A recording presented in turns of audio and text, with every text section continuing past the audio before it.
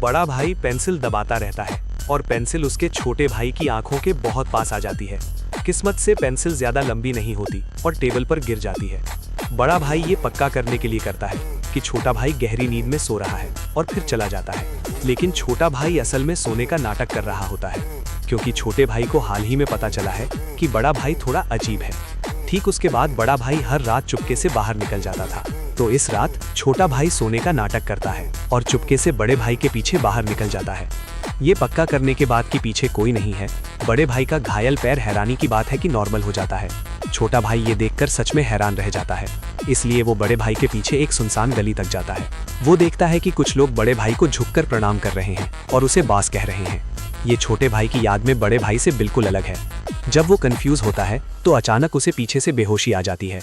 जब वो फिर से उठता है तो वो असल में घर पर टेबल पर वापस आ जाता है। तुम इतने हैरान क्यों हो? नहीं, लड़के को एहसास हुआ कि उसके सामने खड़ा आदमी उसका भाई नहीं था। उसने तुरंत खुद को बाथरूम में बंद कर लिया। जब उसने अपनी माँ को काम से घर आते सुना, तभी वो बाहर निकलने और उन्हें बताने की हिम्मत कर पाया कि क्या हुआ था। उसकी माँ का चेहरा डर से भर गया। वो तुरंत भाग जाना चाहती थी, इस डर से कि वे धोखेबाज को अलर्ट कर देंगे। लड़के ने उसे बुरी तरह रोका।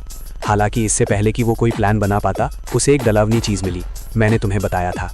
उसने कहा कि वो उसका भाई नहीं था और उसने मुझे वो सब कुछ बताया जो उसने कल अपनी कार के पीछे देखा था।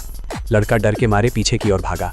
बदकिस्मती से उसने शोर मचा दिया। खुशकिस्मती से वो पकड़े जाने से बचने के लिए ठीक समय पर एक अलमारी में घुसने में कामयाब रहा।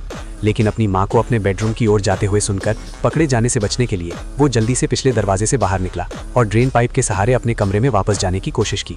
बारिश की वजह से वो लगभग फिसलकर गिर ही गया था। जैसे ही माँ ने उसके दरवाजे का हैंडल पकड़ा, तभी दरवाजे की घंटी बजी। लड़के ने ध्यान भटकाने के लिए इस तरीके का इस्तेमाल किया और चुपके से अपने कमरे में वापस चला गया। सामने का दरवाजा बंद होने की आवाज़ सुनकर वो आखिरकार खड़ा हो गया, लेकिन उसकी माँ ठीक उसके दरवाजे पर खड़ी थी।